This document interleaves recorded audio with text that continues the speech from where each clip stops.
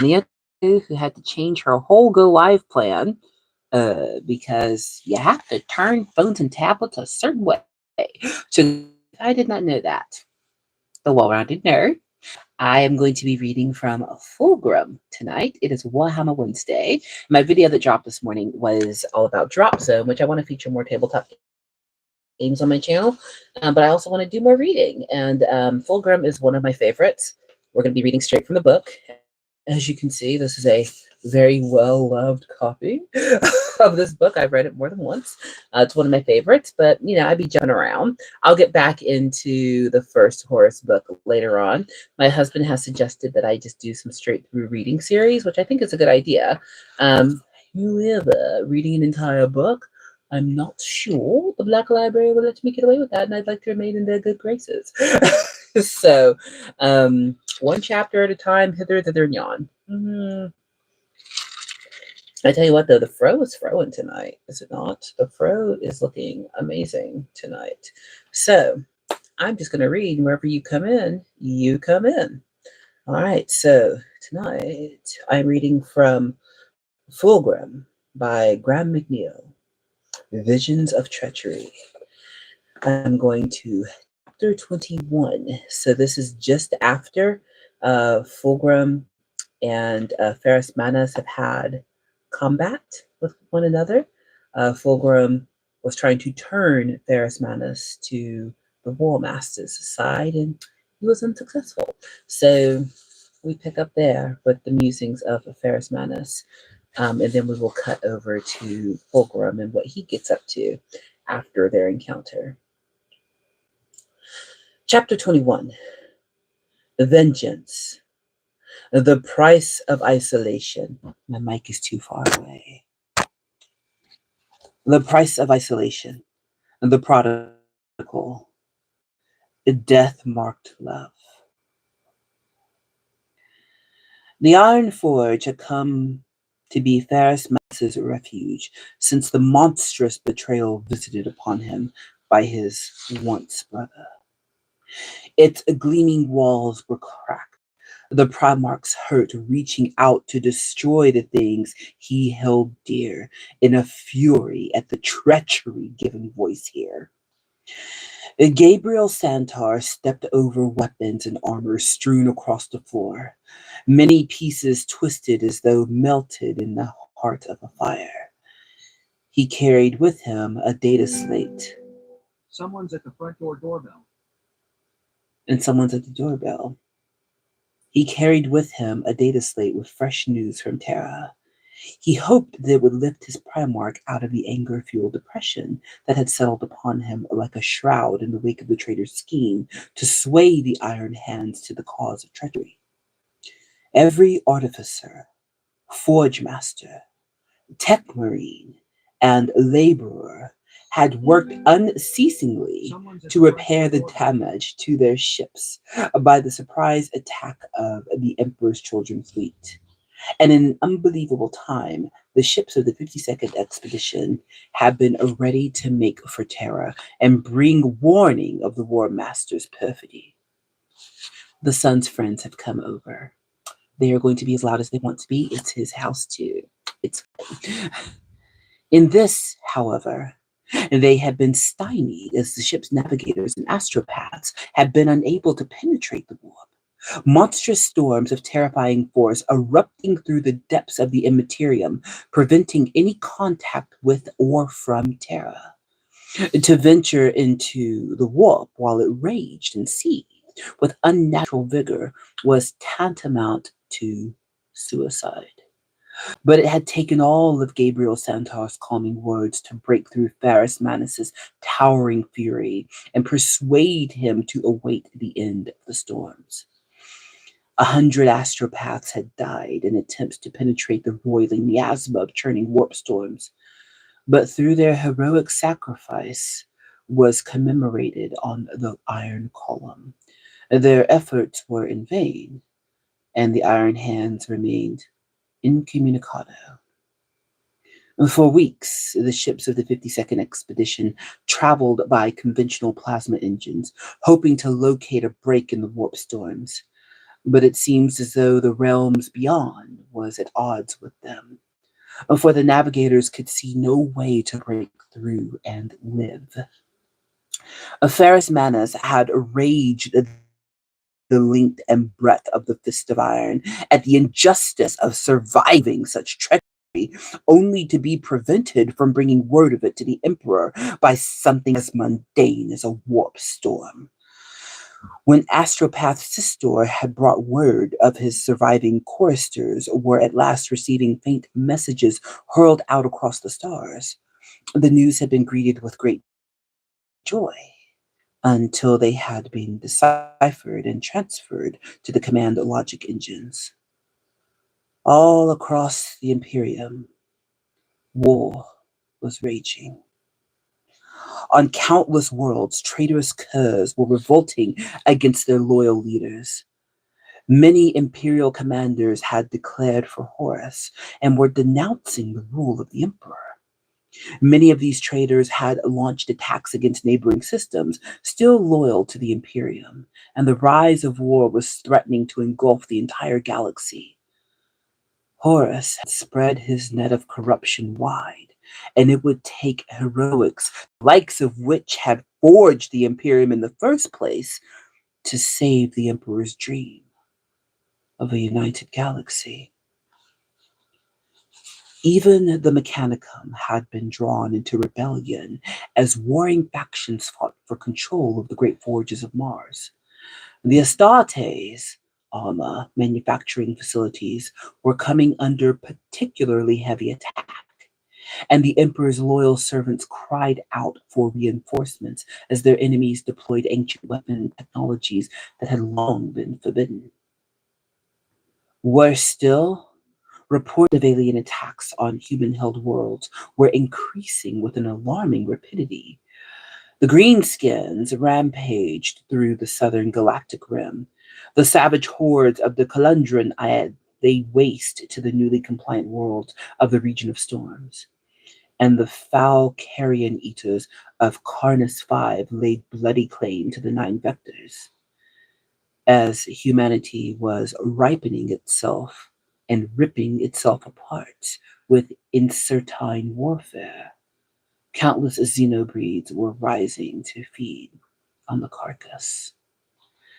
The Primarch of the Iron Hands hunched over the anvil in the center of the forge. Flickering blue fire blazed around his glowing silver hands as he worked a long length of gleaming metal upon it. Now, the Primarch's wounds had healed swiftly, but his jaw still jutted pugnaciously where his treacherous brother had smashed the stolen forge breaker against his skull. Even the mention of the traitor's name was forbidden, and Santar had never seen his Primarch so wrathful. Santar knew he himself was lucky to be alive. The grievous wound inflicted by the first captain of the Emperor's children, having torn through his heart, lungs, and stomach. Only the timely ministrations of the Legion's apothecaries and a determination to wreak bloody vengeance upon Julius Caesarion had kept him alive long enough for him to have his ruined flesh replaced with bionic components. The grim figure of Astropath Sistor followed behind him, robed in cream and black and clutching his copper staff in a white-knuckled grip. The telepath's gaunt features were unreadable in the flickering firelight of the forge. But even one as dulled to psychic vibrations as Santar was, could sense his concern. Ferrus Manus looked up as they approached, his grim, battered face a mask of cold, iron anger. The restriction on entry to the Iron Forge had been forgotten. Such petty rules and regulations it deemed nonsensical in the face of the crisis of the Imperium. Well, demanded Ferrus, why do you disturb me? Santar allowed himself a tight smile and said, I bring word from Rogel Dorn. From Dorn? Cried Ferris, the fire of his hands diminishing and his face alight with a sudden savage interest. He placed the glowing metal upon the anvil and said, I thought the astropathic choirs could not yet reach Terra. Until a few hours ago, we could not, agreed Sistor, stepping forward to stand next to Santar.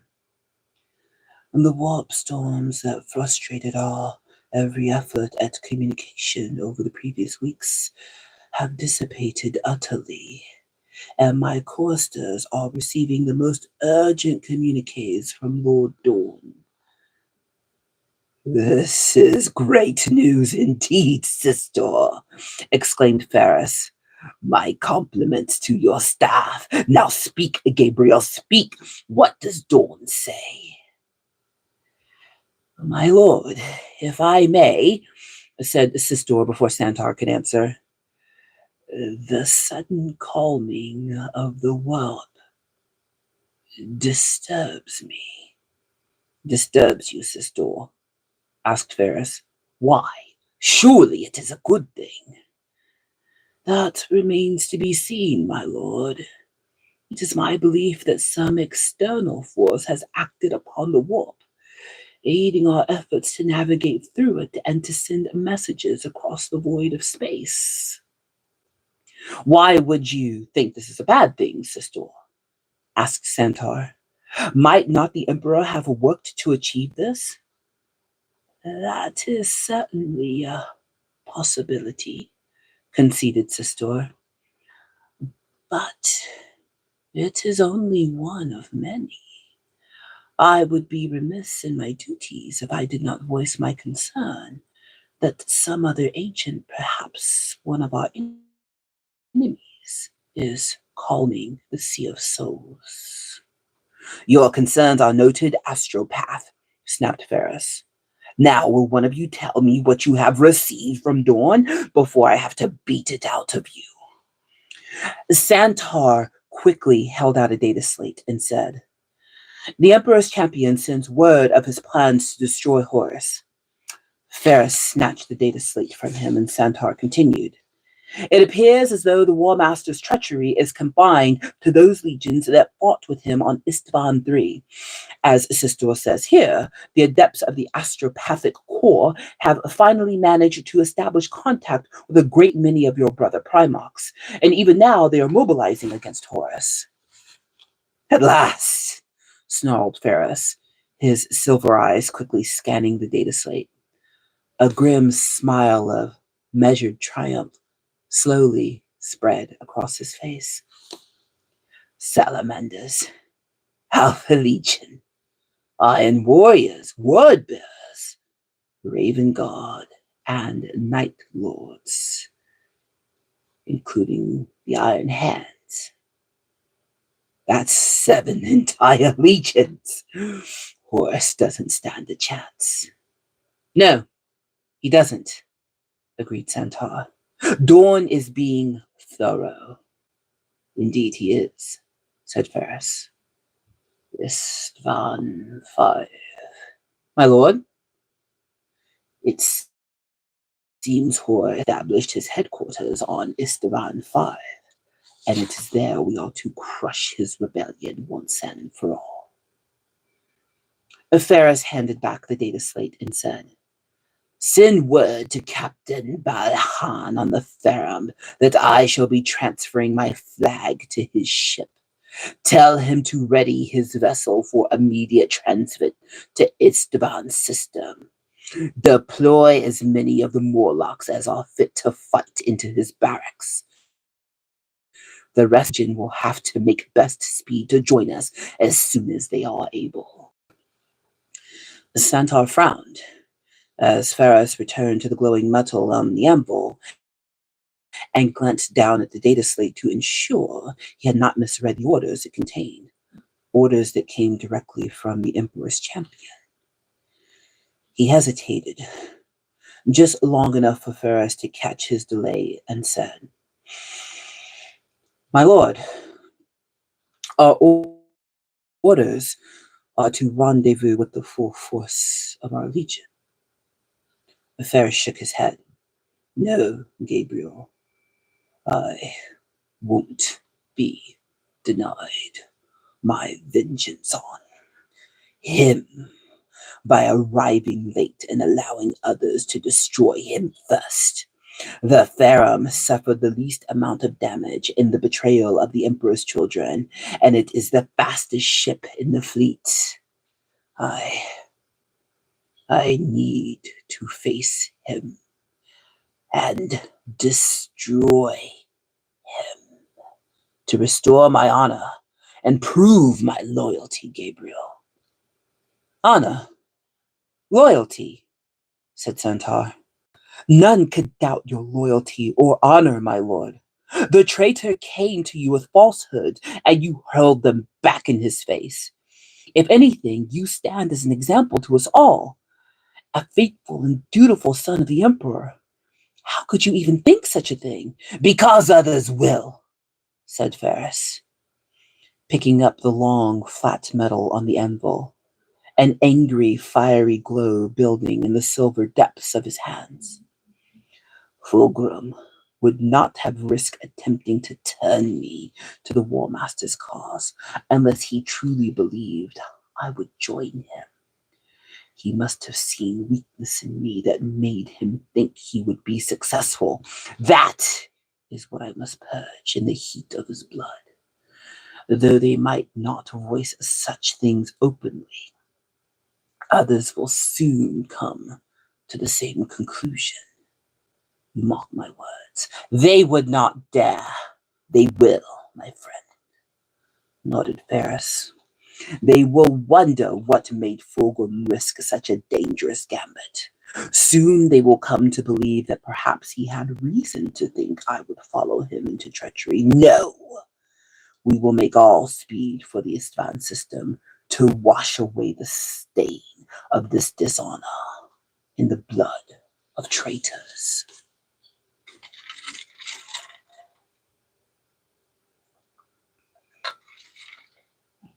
Changing scenes. It took an effort of will to not approach the statue, and Ostian had deliberately placed the vial on the battered metal stool next to him. Part of what made an artist great was knowing when something was finished, when it was time to put down the pen, the chisel, or the brush and step away from it. The work belonged to the ages now, and as he looked into the helmeted eyes of the master of mankind, he knew that it was finished. Towering above him, the pale marble was flawless, every curve of the Emperor's armor rendered with great loving care to the exact replicate of His Majesty. The great shoulder guards with eagles rampant framed in tall helmet of ancient design, topped with a long horsehair crest of such fine carving that even Ostian expected it to ruffle in the cool air fluttering the papers and dust around him. The great eagle on the Emperor's breastplate seemed as though it might burst from his chest, and the lightning bolts on his greaves and bracers exuded a raw power that energized the statue with a fierce anima. A long, curving cloak of white marble spilled down the back of the statue like a cascade of milk, and the Emperor's stature was such that he felt sure the master of the Imperium might deign to look upon it with a moment of pleasure to see his image rendered so. A wreath of gold set off the paleness of the marble, and Ostian felt his breath catch as something amazing took flight within him at the statue's perfection. Since receiving the block and carving, it had taken him the best part of 2 years.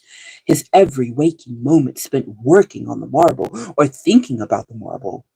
Quick work by any method of measurement. But when placed against the final outcome, it was miraculous. Ordinarily, such a masterpiece would have taken much longer, but the changing character of the 28th expedition had troubled Ostian greatly, and he had not ventured beyond his studio for many months. He realized that he needed to reacquaint himself with the events of the Great Crusade. What new cultures had been met? What great deeds had recently been accomplished? The thought of leaving his studio filled him with trepidation and excitement. For with the unveiling of his statue, he would be able to once again bask in the adulation of admirers, something he normally detested, but which, at moments like these, he craved. No false modesty blinded Ostian to his talents, nay, his genius, in the moment following the completion of a piece of work. It would be in the days and weeks and months to come that flaws only he could see would become apparent, and he would curse his useless hands and begin thinking of how to improve on his next work. If an artist should ever feel that he could no longer better himself, then what was the point of being an artist? Each work should be like unto a stepping stone that led to greater and greater heights of artistry, where a man could look back at his life's work and be satisfied that he had made the most of his allotted span. Ostian removed his smock and neatly folded it before placing it upon the stool, taking an exaggerated care to flatten the dull fabric before stepping back. To admire his own work so avidly, now that it was finished, was unseemly. But when it was made public, it would no longer be his and his alone. It would belong to everyone who saw it, and a million critical eyes would judge its worth or lack thereof. At moments like this, he could begin to understand the self-destructive kernel of doubt that lurked in Serena de Angelis's heart, or indeed any artist, be they painter, sculptor, writer, or composer. Within the artist's work was a portion of his soul, and the fear of rejection or ridicule was potent indeed. A cold gust made him shiver as a lilting voice said, "You have certainly captured him." Ostian jumped and spun around to see the terrifying, beautiful form of the Primarch of the Emperor's children standing before him. Unusually, the Phoenix Guard was absent. Ostian found himself beginning to sweat despite the coolness of the studio. "My lord," he said, dropping to his knee. "Forgive me, I did not hear you enter." Fulgrim nodded and swept past him, swathed in long purple toga, embroidered with the dazzling silver wrapped around his powerful physique. The golden hilt of a sword protruded from beneath the toga, and a crown of barbed laurel sat upon his noble brow. And the Primarch's face was rendered doll-like by the application of thick white grease paint and brightly colored, overpoweringly scented inks around his eyes and lips. What the Primarch hoped to achieve with this facial embellishment, Ostian did not know. But unless it was to appear vulgar and grotesque, it had failed completely. Like one of the theatrical performers of old Earth, Fulgrim carried himself with a regal authority. He waved Ostian to his feet as he stopped before the statue, his expression unreadable beneath the layers of paint. "I remember him like this," said Fulgrim. Ostian heard a note of sadness in the Primarch's voice. "That was many years ago, of course. He looked like this at Ulanor, but that's not how I remember him on that day. He was cold then, even aloof." Ostian rose to his feet, but kept his eyes averted from the Primarch, lest he see his disquiet at his appearance. His earlier pride in the statue vanished in an instant. Fulgrim looked upon it, and he held his breath as he awaited the Primarch's critical opinion. Fulgrim turned to face him, his grotesque mask of grease paint and oil cracking into a smile. Ostian relaxed a fraction, even though the flat, gem-like eyes of utter darkness remained unmoved. He saw a hostility there that terrified him. The smile fell from the Primarch's face, and he said, "That you carve a statue of the Emperor at a time like this shows either willful stupidity on your part or reprehensible ignorance, Ostian." Ostian felt his composure crack at Fulgrim's pronouncement, and he tried in vain to think of something to say in response. Fulgrim walked towards him, and a suffocating fear rose in Ostian's fragile body, his terror at the Primarch's displeasure rooting in him and keeping him on the spot. The commander of the Emperor's children circled him, the towering presence of the Primarch threatening to overwhelm what remained of Ostian's resolve. "My lord," he whispered. "You spoke?" snapped Fulgrim, reaching down to turn him around so that his back was to the statue. "A worm like you does not deserve to speak to me. You, who told me that my work was too perfect, creates a work such as this. Perfect in every detail, perfect in every detail but one." Ostian looked up, the black pools of the Primarch's eyes, but even though he was terrified, he saw a tortured anguish that transcended his own fear. A conflicted soul at war with itself. He saw the lust to do him harm and the desire to beg forgiveness in the depths of the Primarch's eyes. "My lord Fulgrim," said Ostian through tears that spilled freely down his cheeks, "I do not understand." "No?" said Fulgrim, advancing towards him and forcing him step by step towards the statue. "You don't, do you?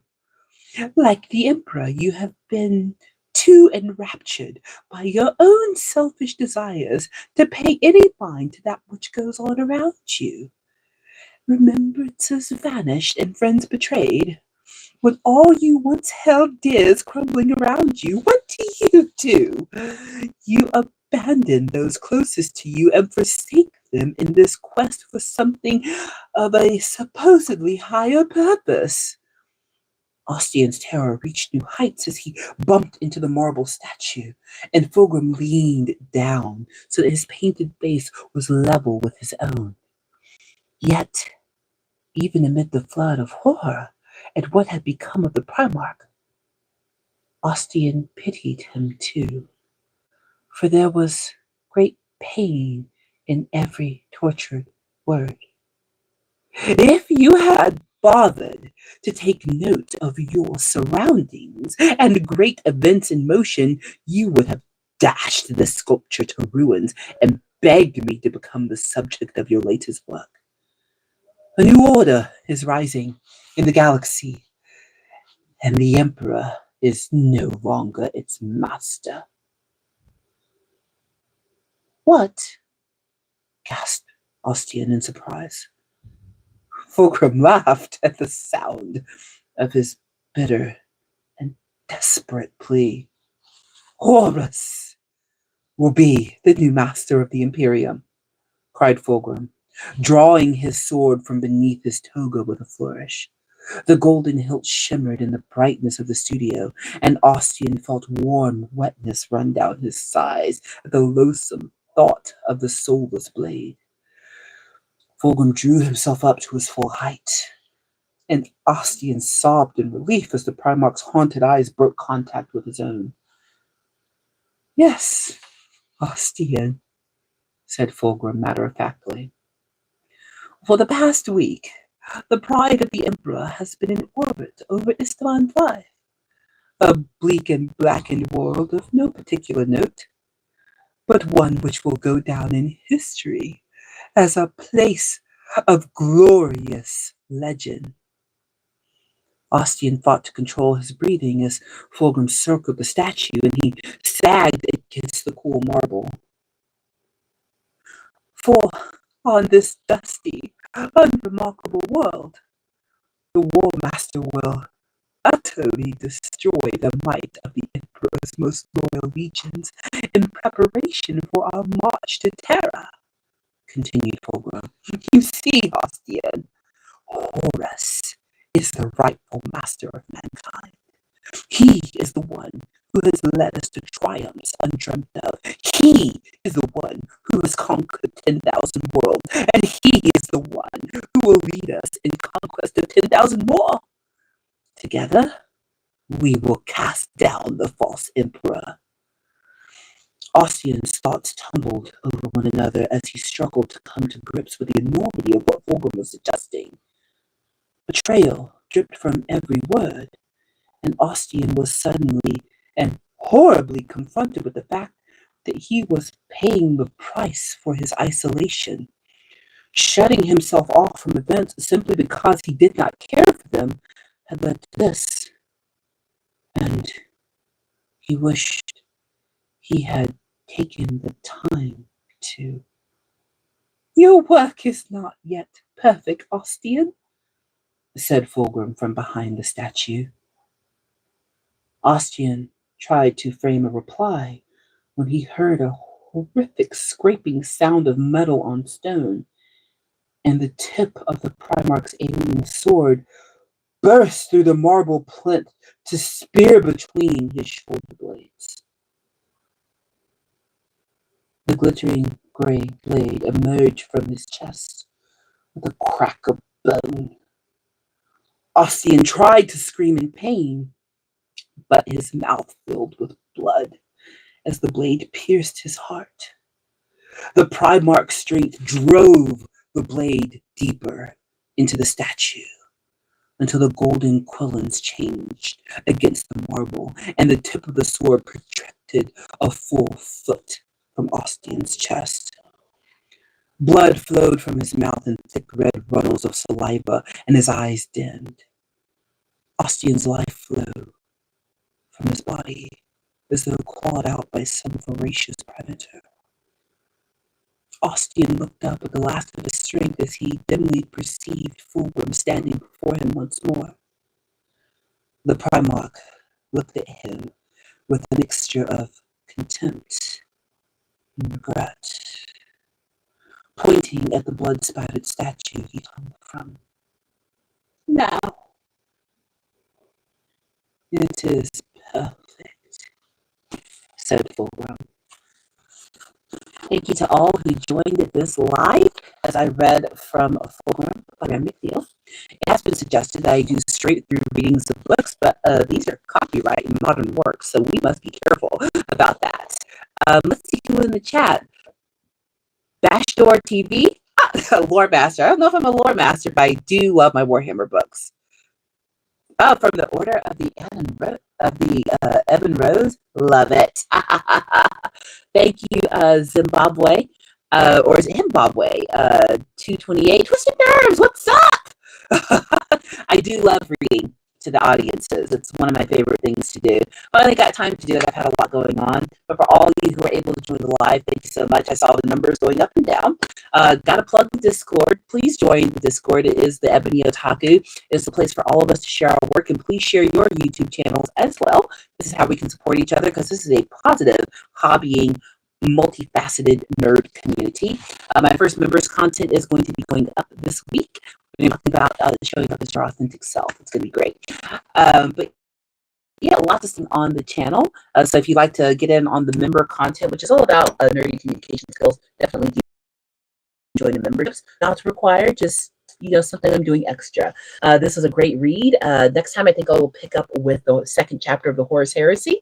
And if you enjoy this, please give it a like, give it a share, and I will definitely do more of these live readings. Until the next time, please like, comment, and subscribe, and I will see you in the next one.